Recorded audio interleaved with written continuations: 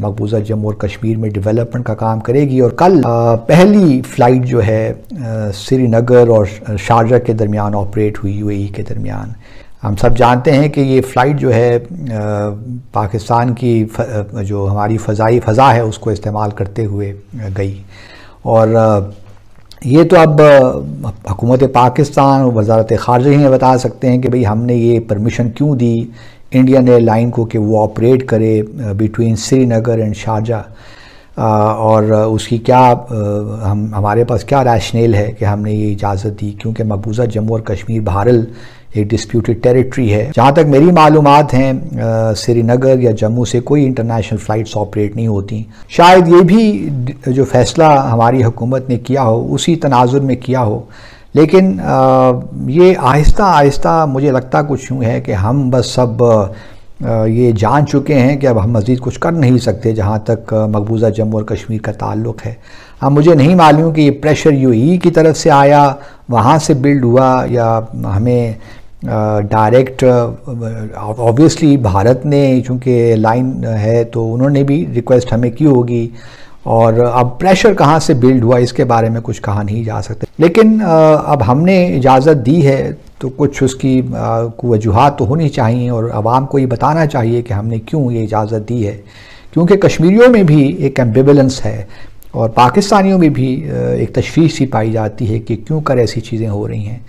दूसरी तरफ दोस्तों, आज इंडियन एक्सप्रेस में जो इंडिया का एक बड़ा अखबार है उसमें एक बड़ा अच्छा आर्टिकल, इंटरेस्टिंग आर्टिकल छपा है।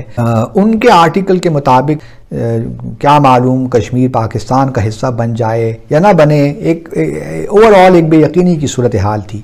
तो उस बेयकीनी की सूरत हाल को ख़त्म करने के लिए ज़रूरी था कि आर्टिकल 370 को ख़त्म किया जाए और फिर दुनिया को भी ये बावर करवा दिया जाए कि अब कश्मीर जो है उस पर आप बस यही समझिए कि वो इंटेग्रल पार्ट है भारत का।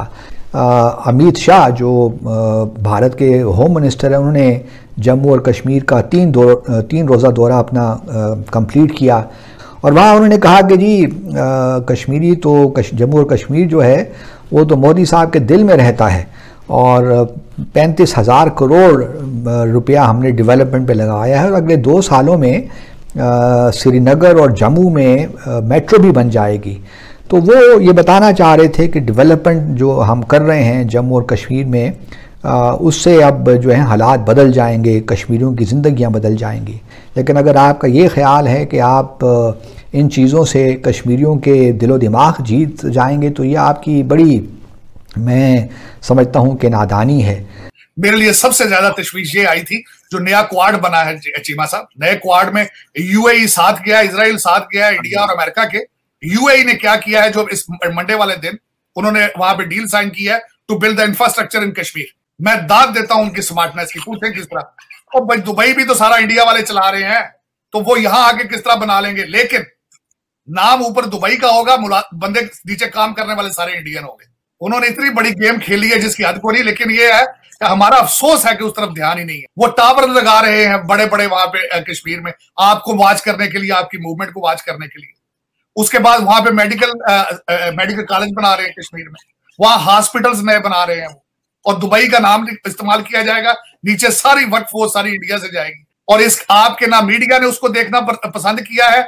गवर्नमेंट तो हमारी ख्याल सख्त ही नहीं रखती ना कि इन चीजों के बारे में सोच सके या उनके बारे में कुछ स्टेटमेंट दे सके, उनको काउंटर कर सके। अमेरिका और भारत सी पैक के खिलाफ साजिश कर रहे हैं, हमें इस पे स्टैंड लेना होगा। हम इससे दस्तबरदार नहीं हो सकते।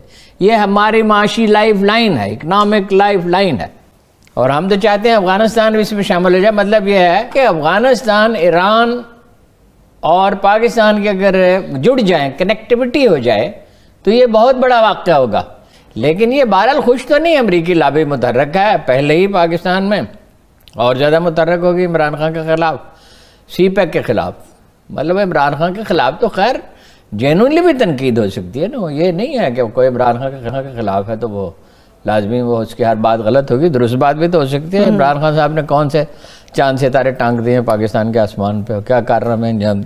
लेकिन ये है कि ये एक दूसरा पहलू है कि अमरीकी लॉबी, देखें ना, वो ये कह रहे हैं कि भाई अमरीकी लॉबी के लोग ये कहते हैं कि IMF से मामला आसान हो जाएगा और अमेरिका से कुछ मदद मिल जाएगी, फैटफ से निकल जाएंगे, ये है वो है। बहरहाल अच्छा, उनके वो तो हैं ही, पहलू हैं ही, मगर ये है कि भाई सी पैक से कैसे दस्तबरदार हो जाएं? कभी नहीं। जो खालिद मंसूर ने कहा है वो बुनियादी नुक्ता हुआ, सी पैक से कैसे दस्तबरदार हो जाएं। देखिए ना, वो ये समझते हैं कि ये जो सी पैक है, ये मगरब और अमेरिका ये समझते हैं कि ये चीन के सियासी अज़ाइम का मज़हर है। ठीक, तो सियासत करने का हक सिर्फ अमेरिका को है, मगरब को, चीन को नहीं। दुनिया के हर मुल्क को सियासत, और वो एक ऐसी चीज़ है कि वो दुनिया को, गरीब मुल्कों को, कमज़ोर मुल्कों को, पड़ोसी मुल्कों को इमदाद ऑफर कर रहा है इंफ्रास्ट्रक्चर बेहतर बनाने के लिए, इंडस्ट्री।